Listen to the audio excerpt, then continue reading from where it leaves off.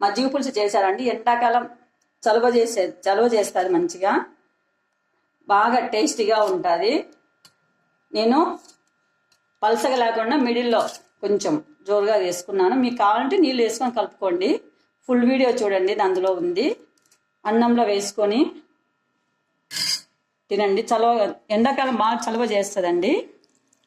ప్రతి ఒక్కరూ ట్రై చేయండి. పుల్లని పెరుగు తీసుకోవాలండి. ఫ్రెష్ పెరుగు పుల్లని పెరుగు అయితే చాలా టేస్టీగా ఉంటుంది.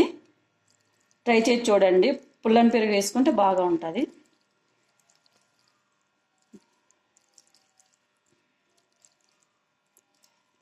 చాలా మంచిగా వాసన కూడా మంచి వాసన వస్తుందండి.